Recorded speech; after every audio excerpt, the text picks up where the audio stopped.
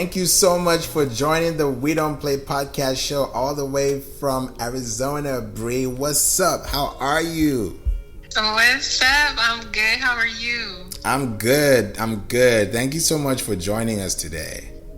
Thank you for having me. You are welcome. You're welcome. I know people want to get into it and get to know about you, what you do, and how did you get into where you are today, and tell us all the good things that have been happening since the beginning. There has been a lot of opportunities and people showing love and having open arms, welcoming me into the music industry in regards to vocally. I've been involved in the industry for a long time. I was always like video vixing or modeling and like dancing. So I was tiptoeing around the industry just so that I can get an outlook on how everything was. I even was like, what they call those people where you like, I just call it guiding people, like helping them with their outfits and trying to help them with their videos and what meaning they're trying to get. So I was it's a word for it.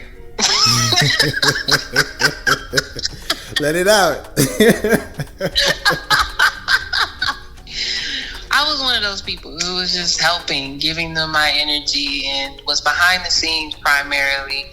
And so I was called to be front and center and use my own voice and my own message, because I have messages and a story to tell. And what better way to get the story out than by the source? That's dope. That's super dope. Tell us about the Melanin Universe. What came about that word? Like, how did that even come to you? It happened in 2020, which was an eye-opening year for me, because I see 2020 as like having 2020 vision, actually like seeing clearly on what my journey and what my lane was. So because of the fact that I was already involved in the industry, Melanin Universe was just me. It's like a networking thing, and also helping people connect with other people based off of what they have going on. So if they're an artist looking for a producer, there's producers on there. If there's artists looking for tattoos, or just people that I've met and that I've connected with during my journey who have a business and pursuing something in their life, that if somebody's looking for it, they're gonna find it on my website, along with the moon phases, because I'm really big on the moon phases and the meanings of them and how they can benefit people, because the moon is just like, it's just water, emotions, and I'm a big believer of emotions and energy running people's feelings, like how they feel and what's going on with them. And so it has the moon phases on there, small little things that people can do to affirm and speak positive about themselves or their situations for the month based off of the moon phase, and song of the month based off of what's been vibing with me and trying to get other people on there, or just promoting myself and my craft. And my merchandise is on there. It's just me promoting myself as well as promoting other people and connecting other people to other people. I love your merchandise, by the way. It's fire. Thank you so much. There's going to be more, but I had to start off with myself first to set the brand up. Okay. Tell us about that. Like, how did that come to be? And when you think about art, because you're very big on art and artistry, how does that play in your creativity journey and process? There's different forms of art in my eyes, of course, and so the way that you dress is a form of art, and the way that how you do music, your voice is a form of art. It's an instrument. What you do with your hands is a form of art. So I feel like it has played a part in every shape or form. My designs that will be on the merchandise and that's currently on the merchandise is just things that have curated in my brain during like vulnerable times. Like, I'm very big on Egyptian gods and goddesses and the history of Egypt, and the queens and everything. So my album, I Am Isis. Isis is an Egyptian goddess, and the moon goddess is more like the spiritual aspect, my feelings. And so like Eye of Ra and Eye of Horus. Eye of Ra represents the sun, which is Isis, and moon is Horus. So it's just like, it's just things that I've researched and that I've studied and imprinted it into my craft and my art, and unconsciously at that. And so it just all works out when it comes to like wear, like clothing, and just what people want and what they need. It's true. You know, it's all about frequency, because even like the clothes that you wear, I learned that recently, not too recently, but I learned this some time back, that the clothes that you wear also affect your frequency and how you also deliver. Kind of like when you wear black or white and you're in the sun, there's a way it's going to make you feel differently from when you're wearing green or red. So when you're wearing the material like linen or cashmere or cotton, there's a way it affects your frequency and your energy within your body. So when you mentioned that, it got me thinking about those things when it comes to connecting with people and also looking within. Yes, 100% that. I got on orange and blue and white. So I'm just like, I'm really big on that. I agree with that. I went through the phases of all the colors and looked up the color meanings, and even the days that you can wear those colors to welcome in whatever type of vibe you want to welcome in, whether if it's financial or emotional or physical, it'll help in all forms. So like each color will help in every form. But there's days too. I found out about the days last week. So like it's just I'm very big on that, and that's dope that you learned that too. Yeah, I was the only person that was digging deep on them. We were right here. Nah, that's dope. I appreciate that. Tell us about your catalog. What was your first song and how did you feel, and what was the process like? My first song was off my EP, The Moon Goddess. The first song, Goddess Love. That song was my first song. It popped up in my brain randomly. Like I woke up in the middle of the night and I heard a beat in my head, but I couldn't make out the full proximity of it. And I heard lyrics in my head, and so I don't even know how my uncle was even up, because he stays in Milwaukee, and I was in Arizona. Well, I am in Arizona, but at that time I was in Arizona, and so I texted him. I was like, "Hey, do you have any beats that I can use, because I have lyrics in my head?" And so he just sent it quickly, responded in 5 minutes and sent me a whole Dropbox of beats that he had. And I was just writing. I wrote Goddess Love and Justice Is Here. Those were the two songs, but Goddess Love was the one that I dropped first, because it was a lot more sensual and emotional, and it was about love. And it was a different perspective that I wanted people to view me as.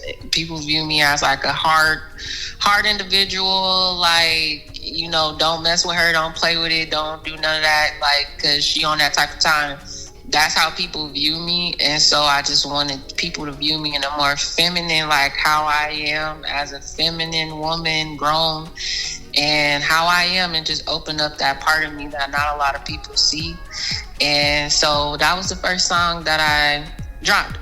The beat for that I actually bought, and I forgot the producer's name, but I bought the beat and I used the beat, wrote the song. I recorded it like 5 different times, 3 different studios. Wow. The first time I dropped it, it was on SoundCloud. And shout out to Mike. He let me get into his studio and record. First time ever being in somebody else's studio. I recorded the song. He loved it. The person that brought me there loved it. I was just like, oh gosh. And he was like, I didn't even know you could sing. I was like, yeah. Like it was just me opening up myself. And it was frightening at first, because again, like this is a whole new side that I am showing people who don't know me. People that know me know that I can sing. People that like knew that I was in choir or was in church with me when I was in choir or just be in my house or talk to me on the phone, they know that I can sing. So people that don't know me or think that they know me or just hear the sound of my voice, because some people said based off of my talking voice that they can tell that I can sing, that I have a really soothing voice. And so I was just like, interesting. Okay, I'm gonna leave that alone. But it was nerve-wracking, and I kept pushing it back for a really long time until I was just like, you know what, let me just go ahead and just drop it on SoundCloud and see what happens before I fully pursue it. And it got a really good reaction. It got a different reaction than I thought. And I think because the people that I had around me at that point in my life, they didn't really believe in me in that form. And so they were shocked but discouraging. And so me dropping it on SoundCloud, it welcomed in a whole new crowd that accepted my voice for where it was at that growth, and welcomed me with open arms and was just like, yes, I love this song. Keep going. I like the song. I like the lyrics. I like the vocals. And then boom. Okay, cool. So then I just decided to just drop an EP of songs that I've had written for a minute, and I just never shared it. My uncle has been trying to get me to drop music since I was a kid, and I did not want to do it because everybody laughed at me when I wanted to sing, because they viewed me as like just the vessel. It's just like a pretty face or a nice figure, and like somebody that just has all this energy that can give that energy to other people who fit the status quo of, not even just status quo, like people who were a little bit more, pretty much status quo and acceptable when it came to like being in the music scene.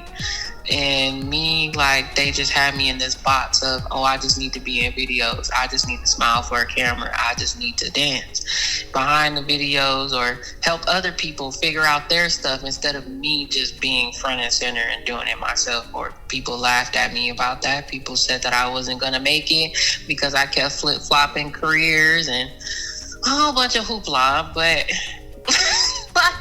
this was just a process. It was nerve-wracking. It was a big tower moment for me, and I'm glad that I took that leap on myself. There's a method to the madness, right? Very much so. So you're not wrong.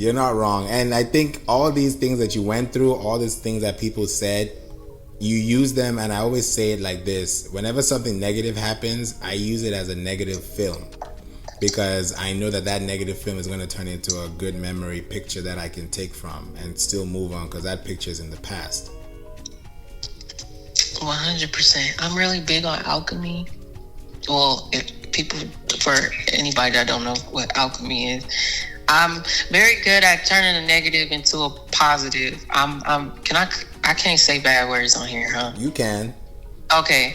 I'm really good at shitting on people. Like, if you doubt me and you think that I can't do something, or if you think that you better than me, or if you think whatever you think, I'm gonna shit on you every single time. Every single time. So I'm big on that. You sound like it's a dunk. It's like a slam dunk on them. Very big. It's a surprising slam dunk. Like, you thought you was finna break my knees? Nah, I'm finna get up in there. Like, it's like I'm finna really surprise you really quick. Like, hello. Yes, I got jumpers. I got height on me, so it's like. Oh. Hey man, this is the We Don't Play station, so you better recognize what. This is so good. I love that you're mentioning this, because it's also showing that you have tenacity and you've built the capacity, because the only way to create capacity is to build it. and you built it with the blocks that you were given, with life. And when it comes to mental health and you being told those things, how did you go through it? In those days when you're by yourself, it's just you, you and God, you and yourself, you and just the person that you're looking at in the mirror. How do you respond back to those moments, and how do you jump back for those listening? I cried a lot. They always say you gotta lose your mind to gain it all back again. I have lost my mind multiple times, no straitjacket involved. I did get a psychiatric evaluation though, just so that I could know what was wrong with me. But you gotta lose your mind to gain it all back again. And in that meeting, to me, my perspective of that quota is just the way that we were raised, the words that people put on you, that it programs in your brain, and it sticks to you, and it makes you think a certain type of way and live a certain type of way and move a certain type of way. Even how they treat you, it sticks. So it's just like I had to lose all of that because that wasn't accurate. That wasn't real. That wasn't truth. That was all projection. That was all people sending evil to me or speaking down on me. And for the longest, I thought that it was accurate. So I thought that I couldn't sing. I thought that there was something wrong with me. I thought I was delusional. I thought that I was dumb. Like I thought all those things that a lot of people said about me. And I really had to cry, break down, and I sat with God. I sat with my angels and really just said, like, if you're here, I need you to speak to me, because I'm like 10 seconds away from you getting into that place where it's just there's no return. And so I heard a voice. Right when I was in the process of like falling asleep and crying. It was just like, I got you. And then ever since then, all the signs and synchronicities that anybody could possibly think of was popping up back to back to back after that. It was like Got Song, like on a license plate, it was like Got Song. And then there was another one that was said Singing My Soul, but it was spelled differently because there was like license plates, and I was driving and I was just like, what is happening? Like every single time was just like signs and songs and radio stations, like randomly, like things will randomly mess up and it will go back to like singing, like your voice needs to be heard, your message needs to be heard, the things that you went through, your story that you have, it needs to be heard.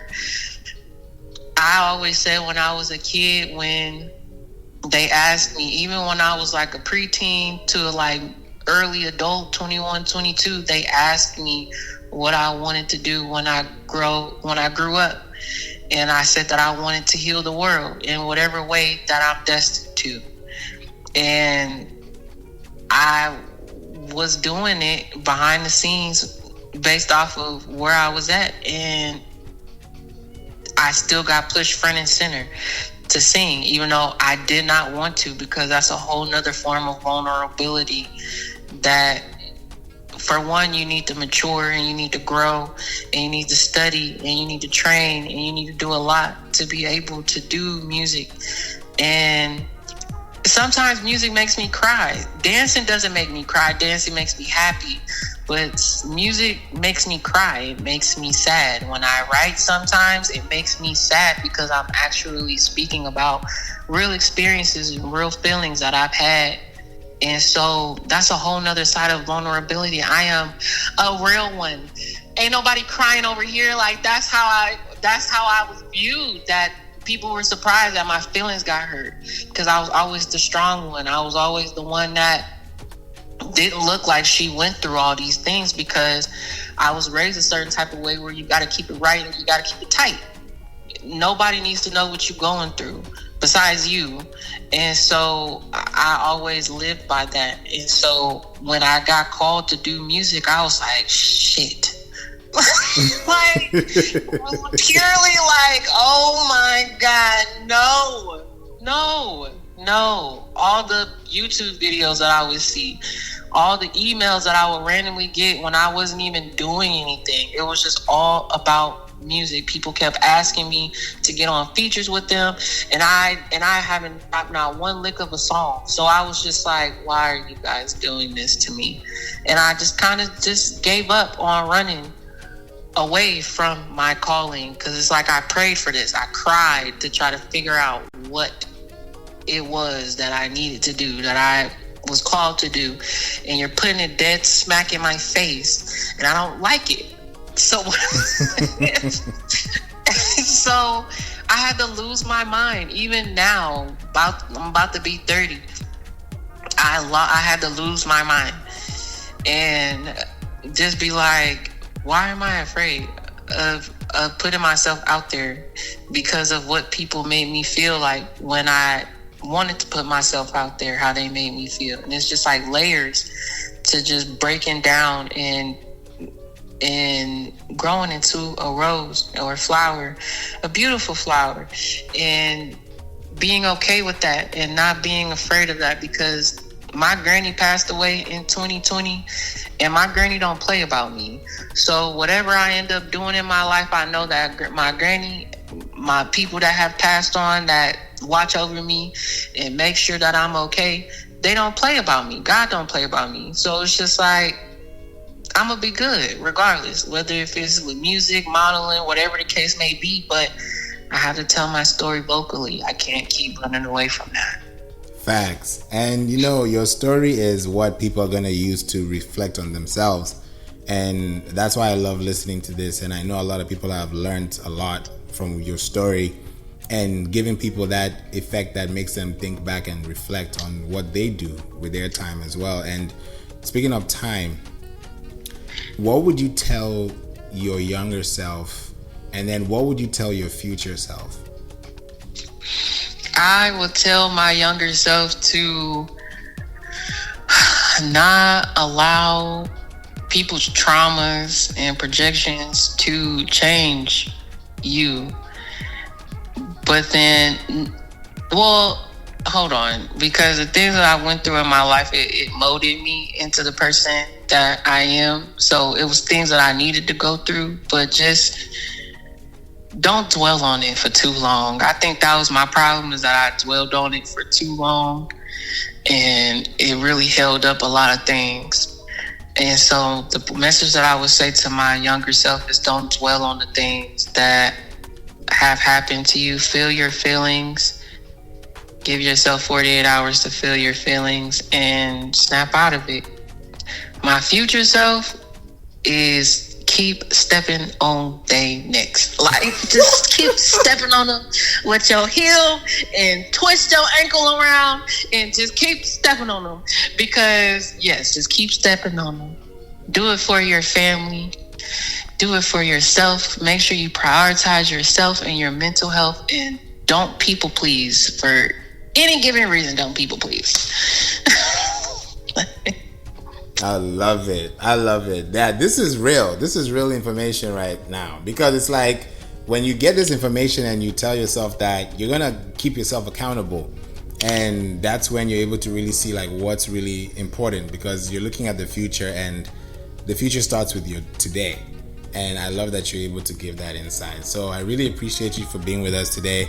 And I know people want to listen to your music. They want to check out your merch. They want to know, where are you showing up at? Do you have a show? Do you have a tour? Do you have a gig? What's going on? Where's the tour? Can we sign up? Where do we go? Tell us about it. Yes, I have the I Am Isis tour happening February 28th. The cities and the venues are going to be on my website. I would say in February, like close to the date. I'm going to put it on my website, the Melanin Universe, with all the dates, the venues, the states, because of course it's going to be in different states. I would just say just be there. Most of them are like, you can go to the place and buy your tickets or the link will be on the website as well if it is requiring a link. As of right now, there's no links that have been sent to me yet, but I will definitely be up to date on that, and it will be posted on my website. I'm dropping a music video to a lot of people's favorites that I've heard so far, so I made a video to it. I can't say the name of the song because it's still I'm still keeping that a secret. But when is this gonna be?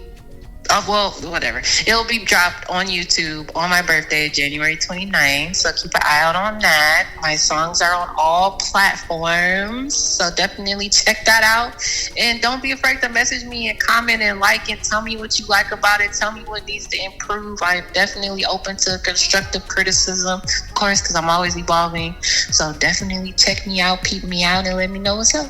Hey, you know what I'm going to do for your birthday?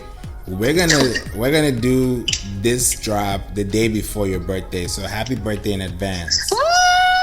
Period. Okay, Aquarius game. Hey, it's Liddy. Hey, for real. Hey, no, thank you so much. I appreciate you for being with us today, and people are gonna check it out. They'll go to the website. The link is available in the chat, and you can be able to connect. And definitely, I can't wait to see you. And thank you for doing everything that you do for the community. And I can't wait to see you again on the We Don't Play podcast show. Period. Thank you for having me. You're welcome. If you have reached this point of the episode, I just want to say thank you so much for listening to the We Don't Play podcast show. I hope this has helped you, giving you some insight, because every time I come on here, or anytime I bring somebody on here, a guest, a speaker, anyone that is of relevance to you listening, is always going to give you educational value, definitely entertainment value, and most importantly, empowerment value. So thank you for listening to the We Don't Play podcast show every day. And if you want to reach out to me, you know where to find me. Click the links in the description, or go to info@playinc.online, info@playinc.online, and book a call. Let's talk. Let's have a conversation. Let's talk SEO. Let's talk marketing. Let's talk business. Let's talk scaling. And I look forward to meeting you and learning more about you and your business. Till we meet in the next episode, have a blessed evening. Have a blessed day, night, wherever you are in the world. And I look forward to seeing you in the next episode. Bye for now. And don't forget, Jesus loves you. Peace.